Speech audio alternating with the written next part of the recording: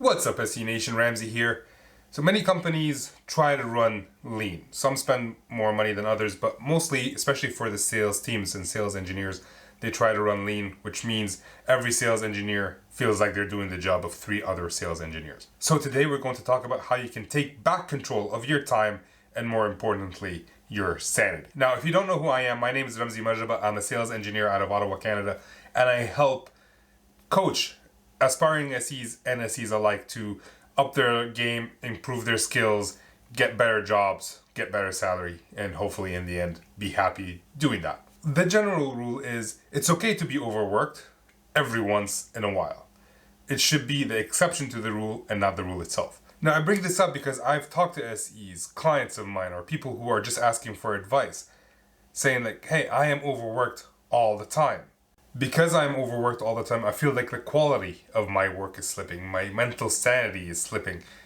So we really need to address that before it gets there. And if it's there, we need to step back and address it as well. So if someone is overworked, they're stressed, they're rushing through things, instead of taking their time to send the proper meeting notes or work on a proper demo, the quality of that demo is going to suffer because they were overworked in other areas and all they have is 15 minutes to slap something together and then go present it to the customers, which makes it worse because the customer can see that the SE didn't prepare as much as they should, at no fault of the SEs, but the SEs in the forefront, and they're seeing the disappointment in the customer's eyes. They're seeing that they're not providing the value that they had promised themselves that they would provide. So they put more pressure on themselves. They work longer hours. When they work longer hours, now they're taking time away from their family.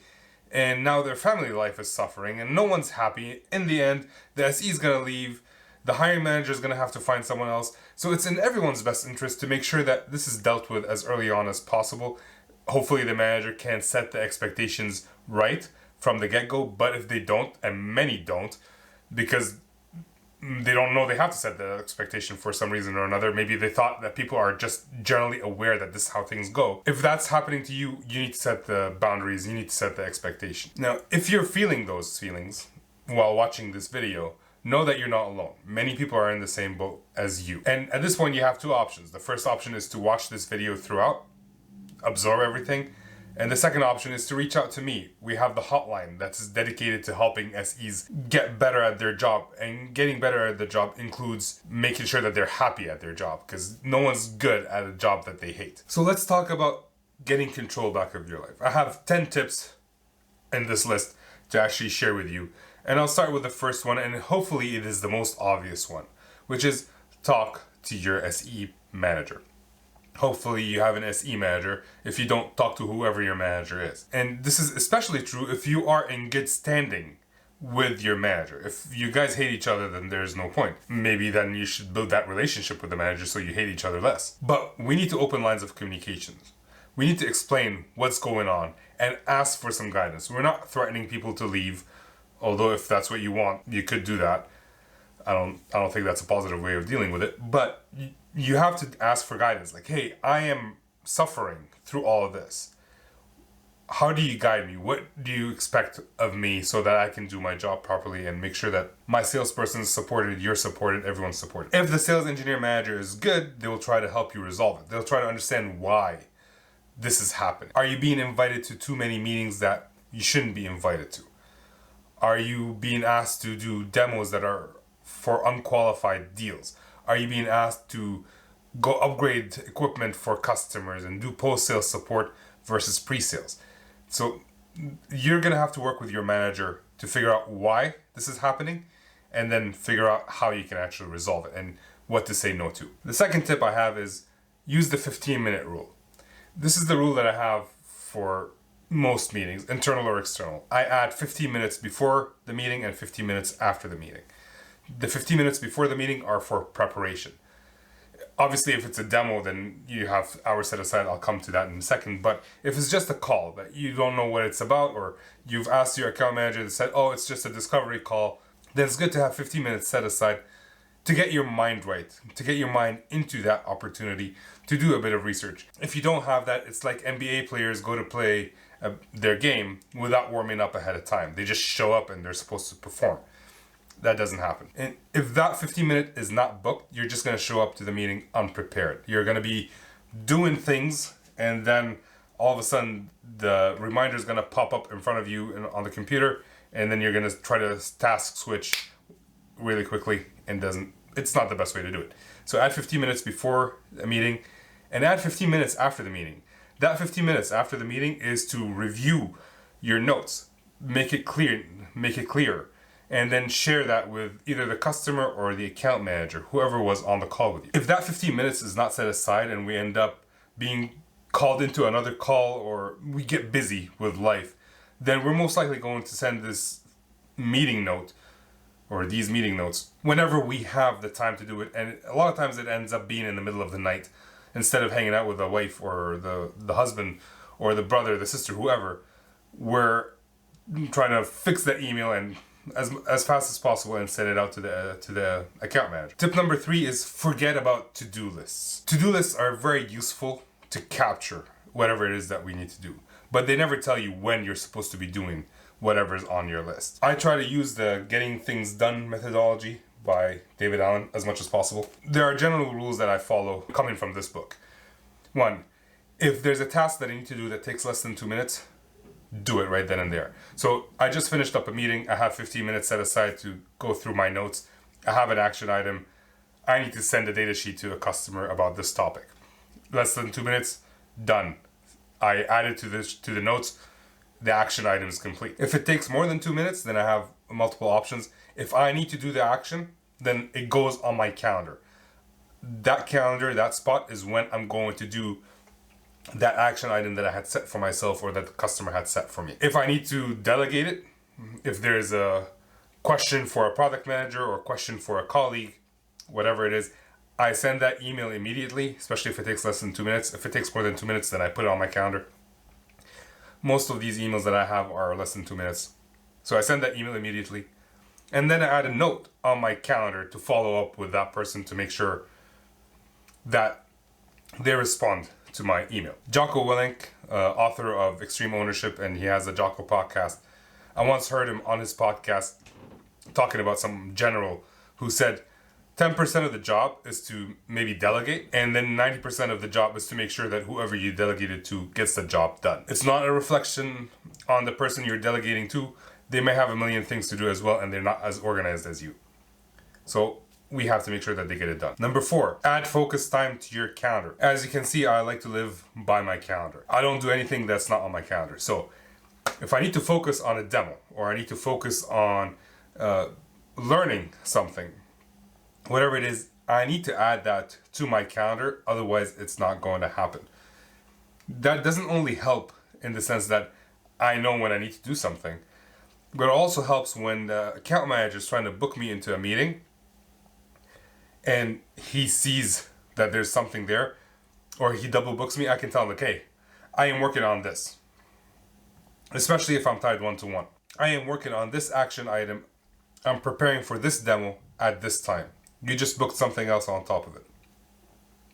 Can you move your meeting? Because it's important that I prepare for that demo. You can be as flexible or as rigid as you want with your calendar. So if someone over double books a call, I will respond to that person, to that account manager, saying like, hey, I'm already booked at that time. Can you look at my calendar and book it some other time? If no, and I can move my stuff around, I could. That is always an option. Tip number 6 is end every day at the same time. Get people used to it. Like, I finish at 5 o'clock. I've had many meetings. I've been invited to many meetings at 5 o'clock or 4:30. And I would say, sorry, I have to take my children to this activity. Cannot take that call.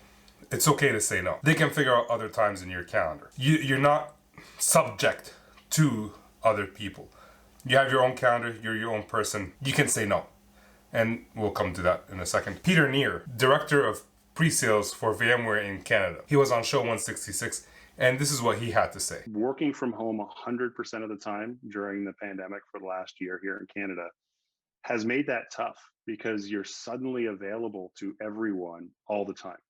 You're no longer off the grid because I'm with a customer or off the grid because I'm on an airplane. You're assumed available. And I found myself working really long hours at the beginning of all this, where come into my office, I'd kind of check in and just keep going until basically, family says your dinner's getting cold on the table, right? And so I did set some boundaries for myself, saying I'm going to start my day, average day, 9 o'clock, finish my average day around 5 o'clock, and then anything outside of that really has to be exceptional. And exceptional meaning a customer's on fire, or some significant issue that I need to deal with it. But those are not normal cases, right? If I'm working 9 or 10 at night, that hopefully is not happening very often. The other thing that I've done as part of that is I kind of set a rule for myself that I would be physically out of my office at 5 o'clock. And so when the weather allows, I'll go on my back deck, and I've got a chair on the back, like that's kind of getting a nice groove that looks kind of like me in it, and I'll go either chill out there, or if I need to return some phone calls, I'll do it out there, but casually, right? And I'll just say to people, hey, FYI, it's beer o'clock. I'm on my deck. I've got a beer. You're welcome to grab one too. And it'll be only casual conversation at that point as well. So try to set those boundaries for myself. I think as a leader, it's also important to set an example. As frustrating as sometimes it might be to hear that, I'm not going to regularly book calls after 5 o'clock. They can then see that their leader is doing the same thing as well, which gives people license to do the same thing, right? That says I'm gonna cap my normal work day and only be working late, only working on weekends when something is truly on fire. And that brings me to point number 6. Say no to meetings. Say no to meetings that you should not be involved with. If there's a pricing discussion between your account manager and a PM, and your account manager invited you to the call, you don't have to show up to that call. You can say no. If the customer is requesting post-sales support and you don't have time, make sure to open a ticket for them, and you don't have to attend that call. If you have time, by all means, but the whole point of this video is that you don't. So you don't have to attend that call. You can ask for an update after the call. If marketing asks you to do something for them, say no. You're allowed to say no. Tip number 7 is ask for prioritization. Sales engineers are not always involved in every meeting, so we don't always know the priority of specific opportunities. The account manager could be working on an opportunity that the SE is not involved in, and it is a very high priority which will come up any second. Like tomorrow you might have to do a demo. So you need to be aware of these. You need to know what's coming so you can plan your day, your life. Also, not every opportunity is important or will close or has value.